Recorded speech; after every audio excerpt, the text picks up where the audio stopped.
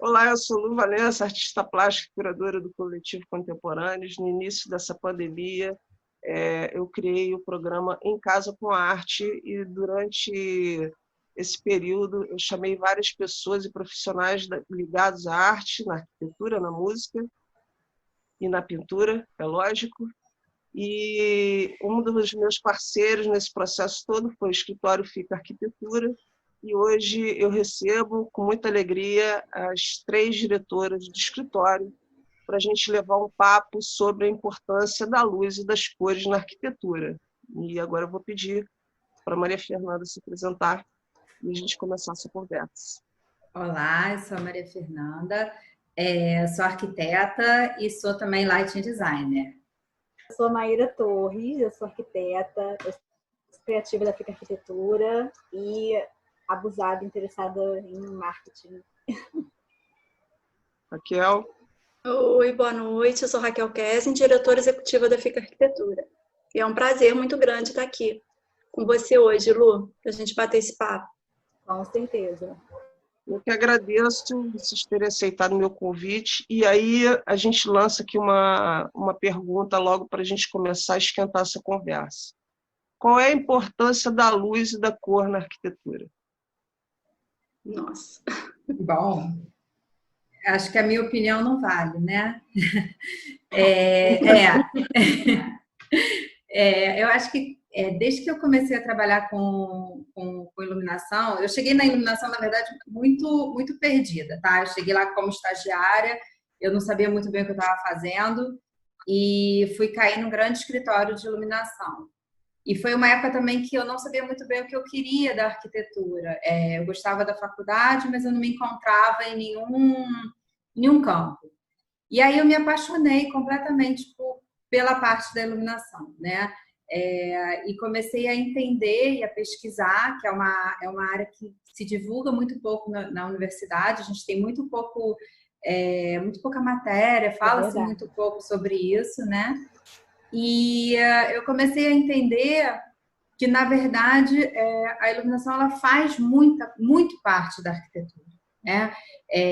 As pessoas, eu tive essa semana uma discussão com uma amiga que foi minha chefe, que para mim é um guru assim da iluminação, e a gente estava falando sobre isso, que assim, luz é tudo, mas o que é tudo, né? E a gente, na verdade, está em processo de descobrir o que é isso, mas a iluminação ela pode trazer tanto o bem quanto o mal, né? Ela pode realçar um espaço, ela pode trazer a sensação daquele espaço somente com ela, né? Você consegue ter sensações diferentes somente mudando a iluminação. Falei muito. Né? E um projeto, qualquer projeto de arquitetura, seja ele um projeto de uma edificação ou anteriores, né?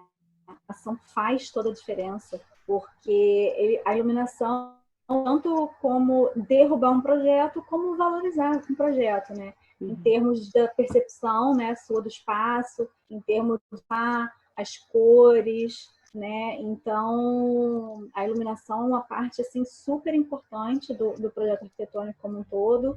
E, como a Maria Fernanda falou, é um pouquinho deixado de lado, às vezes, né? Essa parte da iluminação. Raquel? É verdade. E assim, juntando a isso, a gente falou um pouquinho da iluminação, agora a gente vai puxar também um pouquinho para a cor, que é uma outra grande ferramenta que a arquitetura tem, né? Principalmente quando a gente junta, né? Faz essa parceria da iluminação com a cor. E a cor, ela pode influenciar o projeto e, o mais importante ainda, a pessoa, né? A pessoa que está dentro da casa, né? O quanto a cor vai influenciar, o quanto a iluminação vai influenciar sensorialmente, né? Na sua vida. E a gente vê a cada dia que passa o quanto é importante a gente dar valor a essas ferramentas. São ferramentas, como Fernanda e Maíra já falaram, elas podem levantar ou derrubar um projeto. E podem melhorar ou piorar seu humor. E podem melhorar ou piorar a sua percepção né, no ambiente. Então, a gente tem um cuidado muito grande quando chega nessa parte. O briefing é bem detalhado, a gente leva em consideração várias coisas, principalmente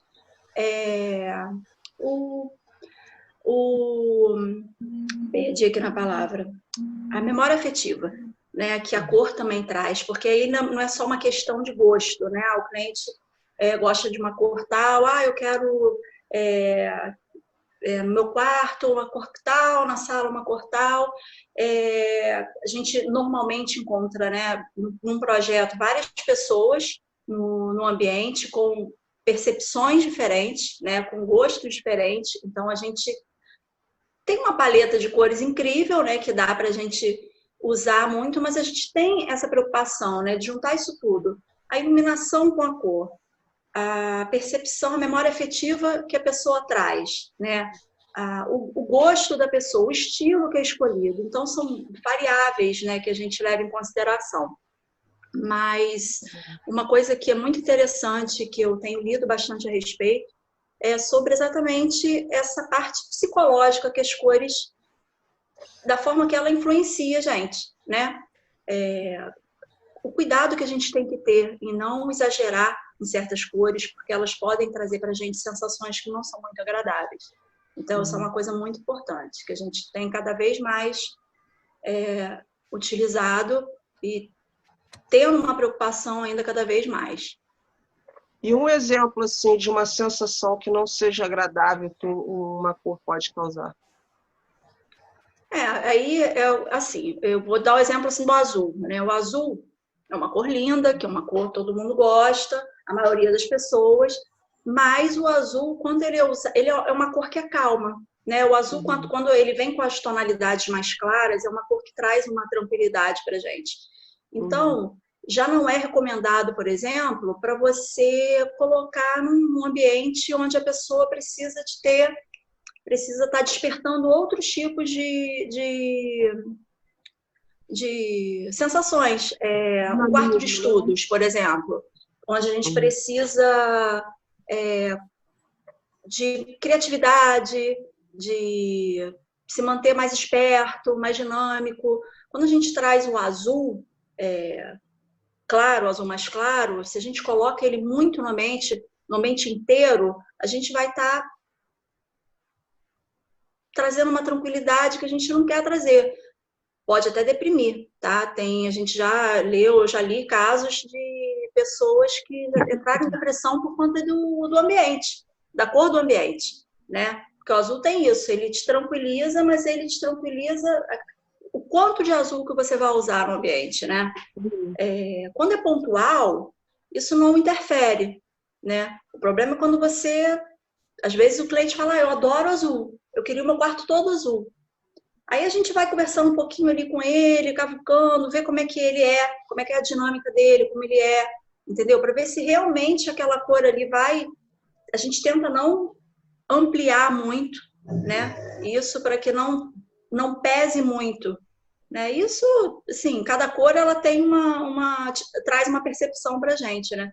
E levando em consideração também outras coisas, né? Culturalmente falando, se você parar para pensar em outros lugares, outros países, tem relações diferentes que a gente tem com as cores também, né? Isso é uma coisa também muito interessante.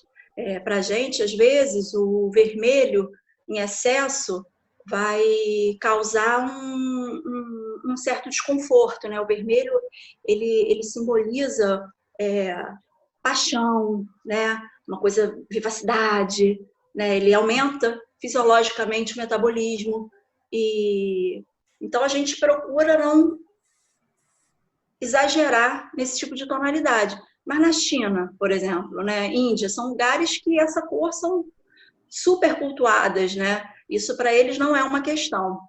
Então, isso também é uma coisa que interfere um pouquinho. É muito amplo, né? É difícil até a gente ficar restrito nesse assunto, porque a cor ela sensorialmente, ela te afeta de várias maneiras, né? Psicologicamente, fisiologicamente. Então, é um estudo assim que a gente normalmente tem um certo cuidado, porque é importante. Porque, por exemplo, pode falar, Maria. Não, desculpa. É porque não é só a questão das cores, né? Né? Não é preto no branco, né? Não tem. A Raquel estava falando. Vai muito assim, a quantidade da cor que é usada no ambiente e como que é a construção, o sentimento que essa cor te passa, ele depende muito disso, de fatores culturais, né? De onde você cresceu, A memória afetiva. de memória afetiva. Então, tem toda uma construção sua como indivíduo que faz você perceber e sentir a cor de uma forma, né? Por exemplo, estava até vendo isso um dia, que não é todo mundo que enxerga, por exemplo, todas as tonalidades de cores, né? Isso tem muito a ver diretamente com a questão da luz. Os esquimós, eles enxergam sei lá quantas tonalidades de branco a mais que a gente, porque eles estão num ambiente predominantemente branco. Então, eles enxergam nuances que a gente não enxerga. Então, toda essa questão de localização, de onde, né, o ambiente que você cresceu, cultura, tudo isso é nessa construção, né? Então, é muito amplo essas cores e a luz. É interessante você apontar. Na verdade, tem duas coisas aí, uma que a Raquel falou e a outra que... A minha experiência pessoal, né, em relação à iluminação, eu trabalhei 6 anos e meio na Petrobras e a gente sabe que quando a gente entra numa empresa grande como essa, a luz é branca, né? E depois de muitos anos eu percebi que o que me dava enxaqueca era a luz branca. Há controvérsias. Na verdade, hoje em dia existem muitos estudos falando exatamente sobre esse tipo de sensação que você está falando. Existe agora um novo conceito que se chama Human-Centric Light, que é o conceito de trazer a luz de fora para dentro. Que é isso que você está falando dessa luz branca, né? Você acorda às 6 horas da manhã, chega no trabalho às 8 e dá aquela luz branca no talo na sua cabeça e ela fica até às 6 horas da noite naquela branquitude, né, mortal. Então, realmente, você chega em casa e você está exausta, porque você passou o dia inteiro como se você estivesse sob o sol, sei lá, do meio-dia.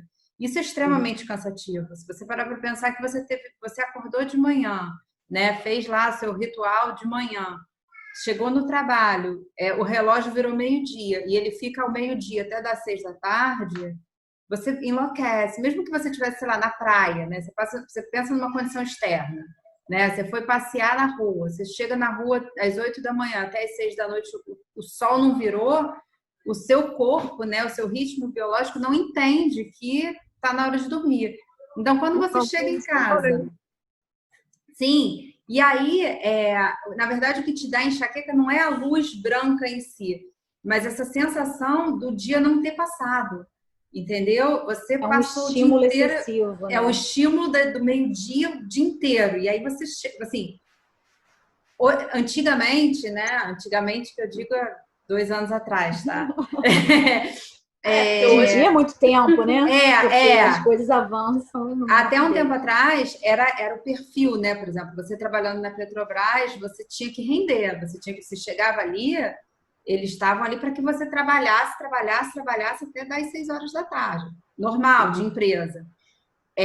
Hoje em dia, já existem estudos que mostram que você rende melhor se a luz de fora acompanhar, se a luz de dentro acompanhar a luz de fora. Então, você vai ter mudanças da luz durante esse período em que você ficou trancada, né?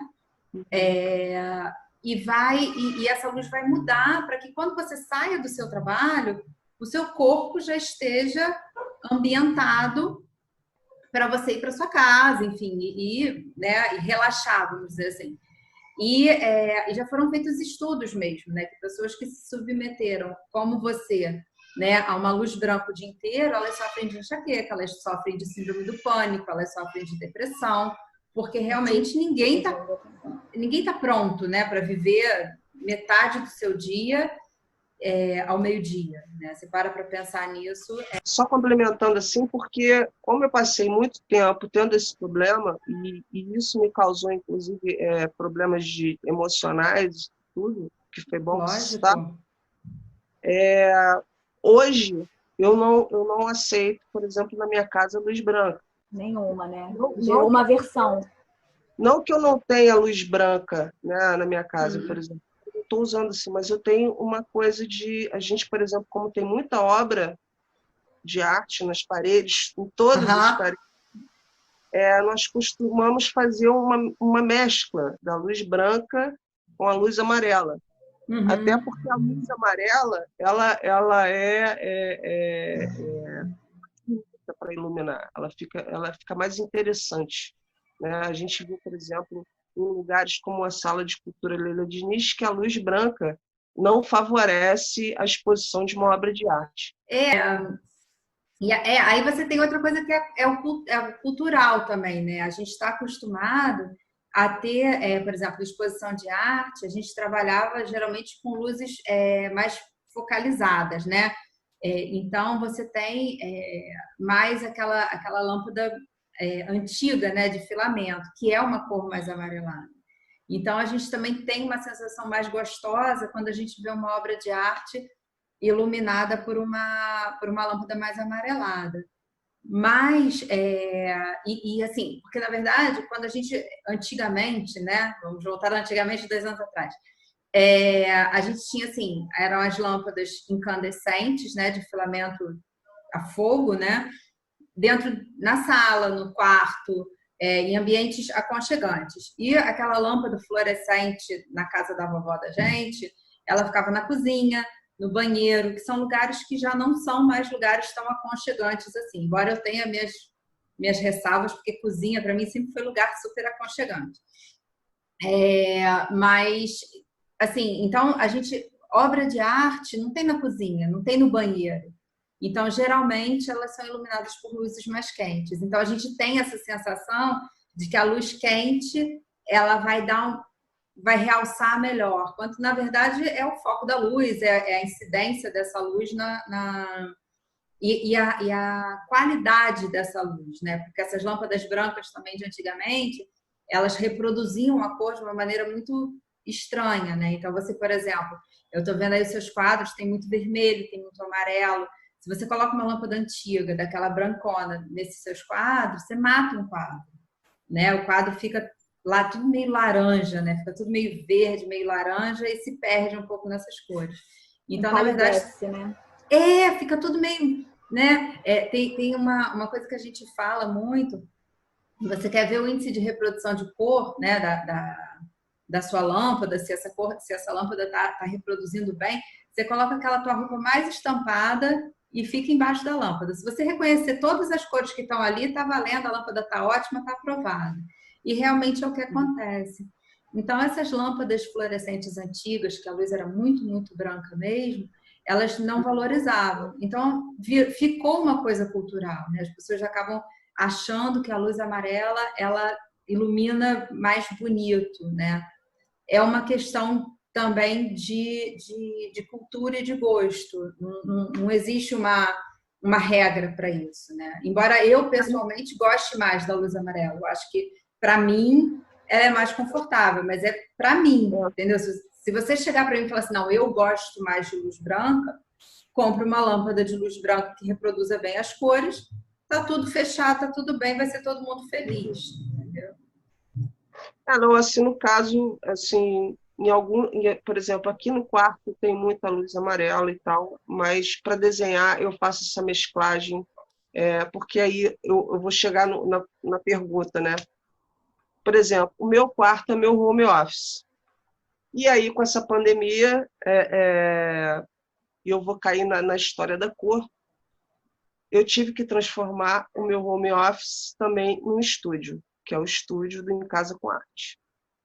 E o que eu faço para mudar esse cenário? Primeiro, eu mudo a paleta de cor dos quadros. Uhum.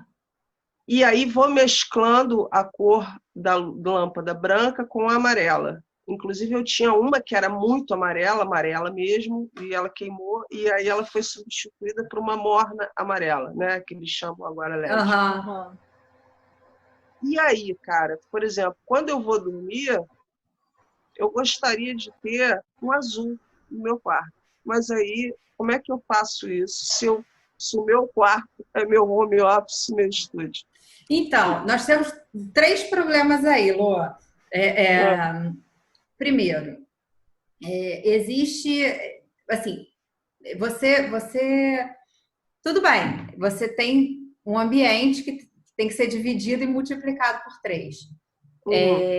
Então, você quer uma luz mais amarelada e, enfim, uma luz que reproduza bem. Na verdade, eu acho que o que tem que se focar é isso, não é nenhuma questão da cor da luz, porque existe uma grande, não sei agora a palavra, mas existe um grande erro que as pessoas cometem de não diferenciar duas coisas importantes. Uma coisa é a temperatura de cor da lâmpada, que é essa coisa da luz branca, a luz amarela, a luz, né, mais amarelada, uma luz que chega quase no azul, né, uma luz meio lilás, né? Que a gente brinca, vou fazer jabá aqui não, mas já fazendo, a luz da drogaria Venâncio, né? Aquela luz branca, né? Chapada. Exato. Né? Para mim quase lilás, exatamente. É quase lilás. Ela chega num arroxeado. E uma coisa é a reprodução de cor. É o quanto essa luz é fiel. Na verdade, existia antigamente, isso é um assunto que também eu não domino, eu já até falei com as meninas, né? A gente já conversou sobre isso. É um assunto que eu estou super interessada, mas eu ainda não entendi perfeitamente para explicar. Mas existe uma coisa chamada índice de reprodução de cor, que é o quanto essa cor é fiel à luz do sol, tá? O quanto essa lâmpada reproduz a luz do sol. E aí é isso que você tem que focar para poder utilizar corretamente essa luz, por exemplo, nas suas obras de arte, onde a cor é importante, né? E aí, o que você precisa nesses casos é uma lâmpada com bom índice de reprodução de cor.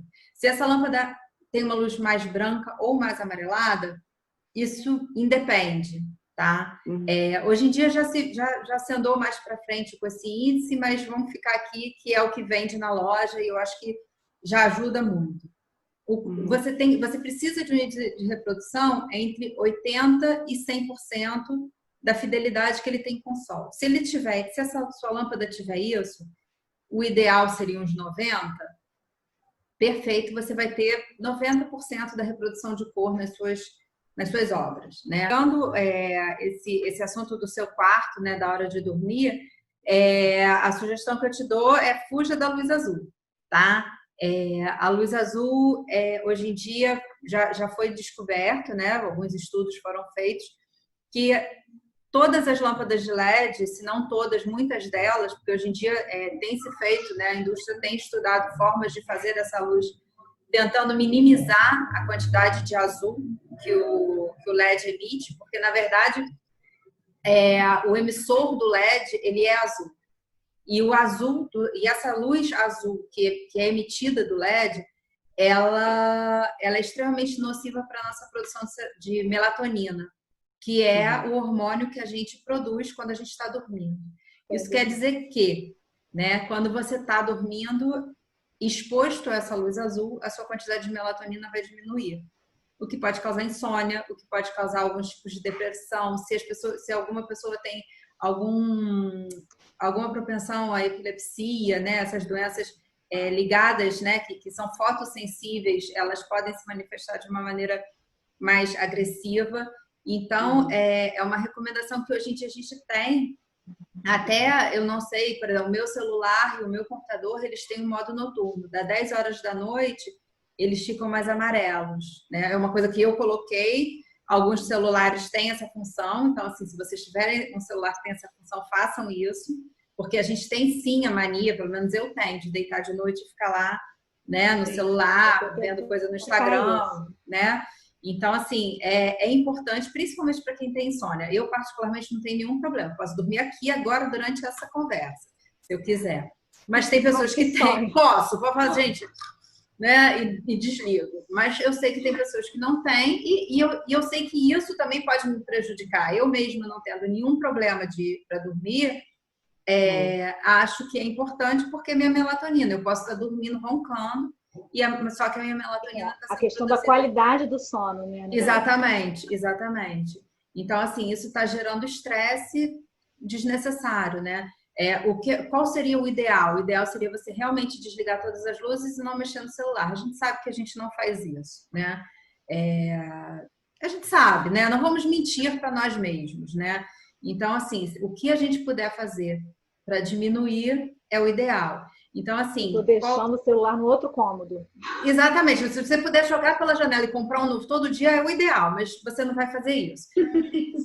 Então, assim, as minhas sugestões em relação ao sono, né, ao relaxamento, é sempre, se possível, se for deixar uma luz acesa, eu, por exemplo, não gosto de dormir no escuro absoluto. Para mim, eu demoro para pegar no sono se estiver tudo muito escuro. Eu deixo uma lâmpada ligada no meu quarto, mas uma lâmpada halógena, que é uma lâmpada, né, onde a luz é emitida através, né, da corrente elétrica. Ela não tem emissão de luz azul, ela fica ali acesa, cumprindo a função dela, e ela não emite essa luz azul que é nociva para os nossos hormônios, que podem fazer a gente dormir, mas a qualidade do sono não é legal. Então, assim, são as dicas da Mafê. Para um quarto que é home office, que se você quiser, de repente, colocar uma luzinha de dormir perto da cama, né? Mas sempre priorizando e sempre fuja da luz azul. Vá para as montanhas, não compre luz azul. Pelo menos não para dormir. Beleza. Maíra, como é que é a luz? A luz aumenta realmente um espaço, dá essa sensação para gente? Luz e cor, né? Porque sem luz não tem cor. Então a gente não tem como... E na verdade o que dá essa sensação no ambiente é a cor, e que é proporcionado a gente enxergar a cor através da luz, né? Então tá tudo ali conectado. Então, assim, essa questão das cores, tem muitos mitos, né? O pessoal vem com muitas crenças a respeito disso, mas que tem uma série de estudos a respeito de cor nos ambientes que vem se mostrando um pouquinho diferentes do que as pessoas às vezes dizem e têm afirmado, né? Por exemplo, a gente sabe, né, que você pegar um ambiente, ele todo, quando eu digo todo, são todas as paredes e o teto. Realmente você tem questão de amplitude. Mas isso é bom? Depende. Se você está num espaço que é pequeno com teto baixo, vai te trazer uma sensação melhor. Agora, se você está num ambiente que ele é pequeno, mas ele tem um teto alto, de repente vai te trazer um certo desconforto, porque tudo tem a ver também da proporção do ser humano dentro daquele espaço, né? Tudo é o ser humano, na verdade, né? Então, como a gente se sente dentro daquele ambiente. Então, a questão de pintar um ambiente de cada forma ou outra vai muito do qual o objetivo que você quer chegar. E você pode, através das cores, você alargar o ambiente, estreitar o ambiente. Você, quando tiver um teto muito baixo, se você pintar as suas paredes mais escuras e o teto mais claro, você vai ter uma sensação, né, que é mais alto, e vice-versa. Se você quiser... E assim, fisicamente, o espaço está lá. O espaço concreto, ele não aumentou, né? Ele não aumentou de tamanho. Mas é tudo uma relação da luz e a cor e como você sente ali aquele ambiente, como isso vai te afetar, né? Então, por exemplo, a questão também de você sentir, aumentar o ambiente, pode usar cores, você não precisa no branco, porque uma das coisas que, na verdade, dá a delimitação do ambiente é você enxergar muito claramente os vértices, as junções de parede, teto com piso.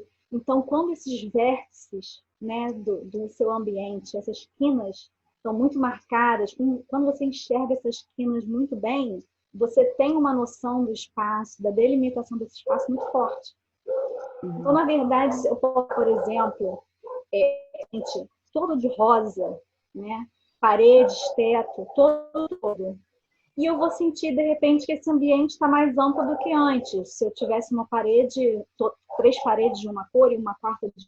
Porque, na verdade, quando eu pinto ele todo de uma mesma cor, essa junção dos planos, eu já não consigo enxergar ela tão bem, né? O ser humano você perde a noção de onde termina um plano e inicia o outro. Isso fica um pouco, vamos dizer assim, sensação de continuidade. E aí a continuidade do ambiente, sensação de que de repente ele é maior. Às vezes até você fazer isso, vários cômodos de uma casa, você até pintar portas e tudo mais, rodapés, você vai ter essa sensação de que está aumentando, né? E quando você marca esses planos, você tem essa sensação de que você está diminuindo, se delimitando. Então, tem muitos recursos, né? De como você pinta para você mexer nessa ambiente e tudo relacionado à luz, de que forma você vai estar enxergando aquela tonalidade que você está aplicando ali, né? Se você tem uma tonalidade mais quente, uma tonalidade mais fria, né? E como que isso vai influenciar nas suas sensações. Bacana. E aí a gente estava conversando em off aqui, vamos puxar essa conversa para o papo aqui, que a gente estava falando sobre, voltamos no assunto da percepção das cores e em como isso afeta cada um de nós, né? E aí eu citei aqui o caso de Van Gogh, que recentemente eu fiquei sabendo, através até de uma psiquiatra do Hospital Psiquiátrico de Jujuba, que ela está estudando isso para fazer o doutorado dela em História da Arte. E ela descobriu nessa pesquisa dela que Van Gogh possivelmente era epilético e, por isso, como ela já é médica, ela sabe que quem tem epilepsia ou um grau de epilepsia consegue ver as cores num tom acima das outras pessoas. E talvez por isso ele usasse tantas cores fortes, né? E também, quem sabe, por isso ele conseguia enxergar o céu em elipses, né? Que é um das características da pintura do Van Gogh. Da pintura dele. E a minha grande paixão, assim, acho que um dos quadros mais bonitos dele realmente é o Noite Estrelada, né? Que você realmente vê o movimento, né? Eu vi uma vez um vídeo, depois eu até procuro, e se vocês tiverem interesse, eu mando para vocês, que é falando sobre o tilitar das estrelas desse quadro, né? Porque você realmente olha e você tem a sensação de que o quadro está mexendo, né? Ele é quase hipnótico, né? Pelo menos foi a sensação que eu vi. Eu tive o prazer de ver esse quadro ao vivo e você tem realmente a sensação de que o quadro está mexendo, né? De que as estrelas estão tilitando e de repente acho que faz sentido, né? Uma maior percepção, de repente um espectro mais aberto em relação à luz e por isso uma percepção melhor das cores, né? Talvez ele consiga enxergar, porque a gente tem um espectro definido, né? O ser humano enxerga do infravermelho ao ultravioleta, né? São as cores que a gente enxerga. Mas nem todos nós enxergamos dentro desse espectro, né? Uns enxergam mais, outros enxergam menos. E a gente volta para aquele assunto, né? Verde água, azul piscina. A gente, né? E aí começa uma outra discussão. E de repente, por isso que ele tem realmente essa sensibilidade que a gente acha lindo, mas não entende muito bem, né? Foge um pouco, eu acho, da nossa compreensão, né? Não sei.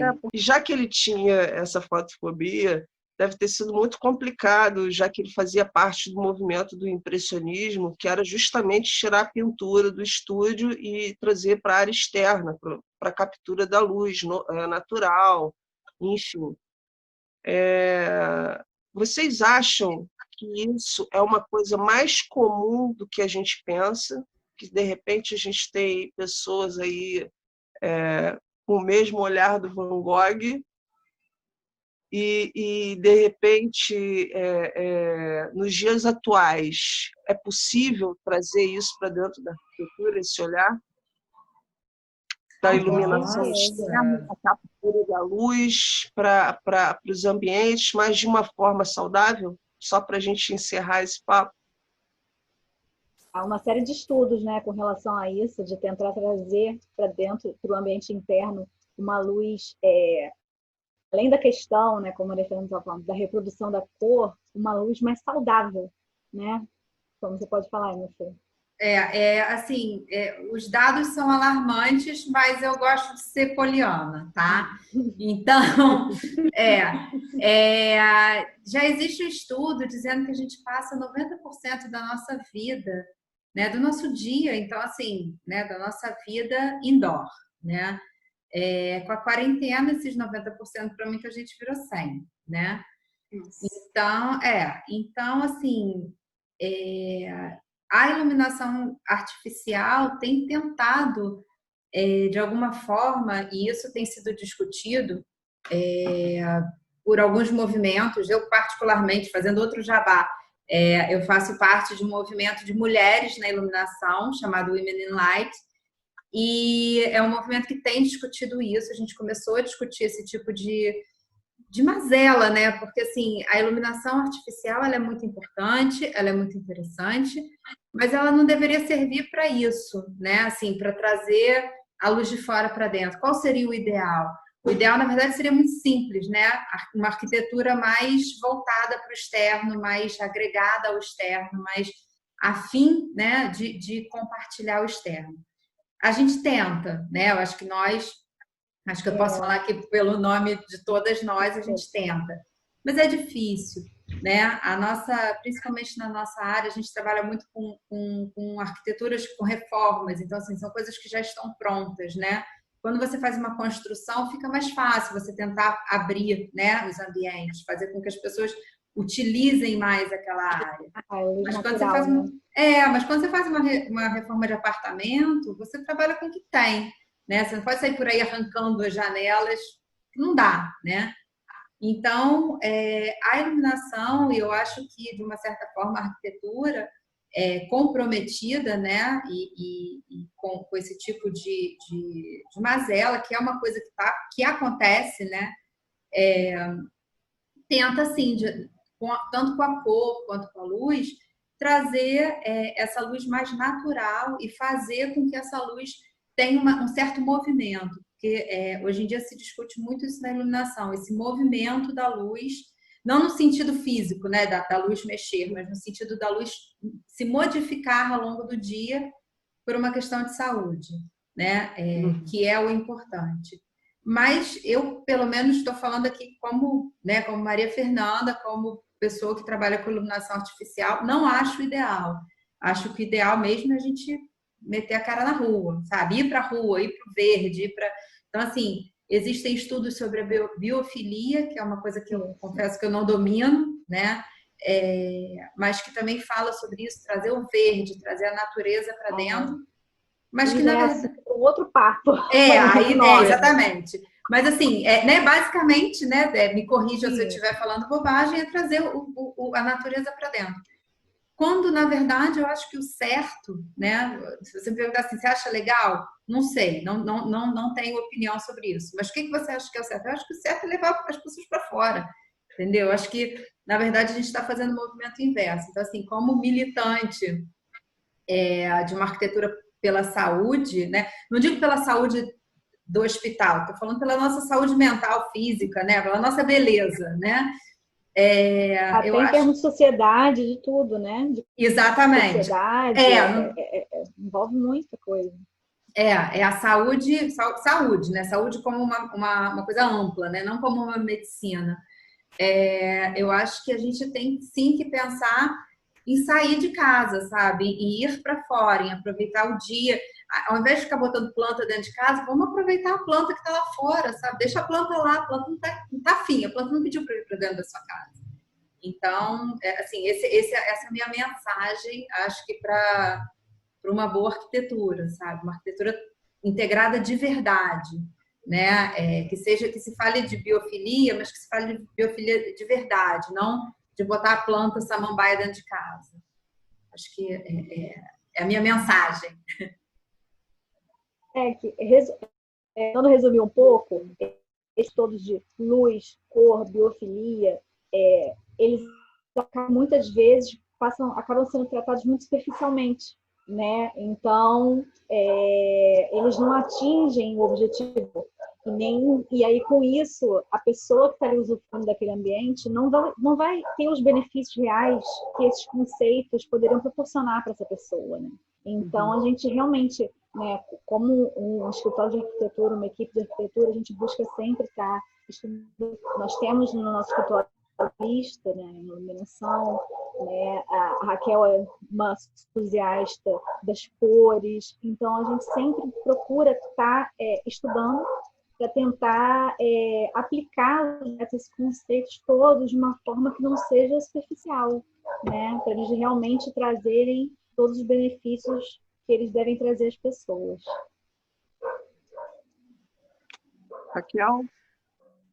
É isso. Uma coisa que eu queria abordar antes, a gente estava falando da relação das cores, né, no ambiente, falando como indivíduo, né, que é uma coisa muito importante. Nosso estudo a gente foca muito no cliente, né, na vida, no modo de vida que o cliente tem, né, a nossa preocupação gira em torno disso, né, que Maria Fernanda falou, a gente não pode...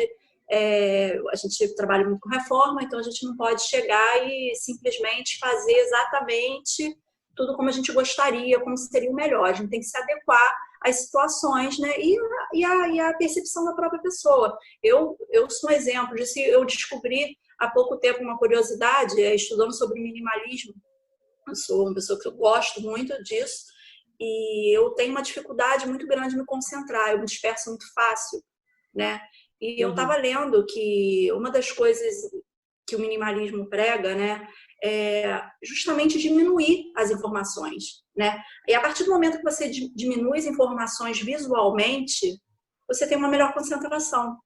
Então, eu acho que organicamente, né, a minha tendência ao minimalismo vem disso, né? Eu sou uma pessoa que eu tenho dificuldade em me concentrar.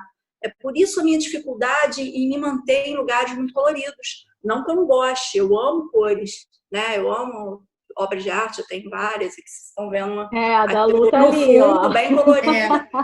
Eu não estou no meu quarto, por exemplo, eu não estou no meu quarto agora. Meu quarto ele tem poucas coisas, poucas informações. E justamente por isso, porque eu sou uma pessoa que eu tenho uma certa dificuldade e eu não gosto de estímulos, eu não preciso de estímulos. De repente, uma pessoa que gosta muito de cor, gosta muito de... Ela precisa... ela realmente ela precisa de mais estímulos, né? É uma coisa que... Então, assim, é muito amplo isso, né? É muito difícil a gente pegar e resumir, porque é um assunto que, tanto iluminação quanto cor, é uma coisa muito ampla. A gente usa muito de várias maneiras, né? É uma coisa que agora na quarentena que a gente trabalhou com muito projeto online e as pessoas com dificuldades, né? Não estavam podendo fazer obra, gente não circulando dentro de casa. Então, a maioria das intervenções foram feitas com as cores, né? Eu não estou satisfeita, mas o que eu posso fazer, né? Faça você mesmo. O que eu posso fazer para dar uma melhorada? Vou dar uma pintada no ambiente. Né? Então, a gente fez, né, muitas consultorias para os clientes referentes a isso. Né? Ficou barato, inclusive. Né? Foi uma coisa que economicamente foi interessante. Nessa quarentena, a cor foi primordial, porque as intervenções não podiam ser muitas, né? Não podiam ser feitas obras, sem circulação em casa, sem comprar móveis, né, com dificuldade de entrega, sem saber como é que ia ser isso. Mas como que a gente pode mudar um pouco esse ambiente que a gente está meio de saco cheio, que a gente está vendo aqui, quer mudar? Tá o dia inteiro dentro de casa olhando para a parede branca. Eu posso botar uma cor? Vai ficar interessante? Né? Então, a gente deu uma consultoria muito grande e a gente viu que como realmente a cor é uma ferramenta, né, que é interessante em todos os sentidos.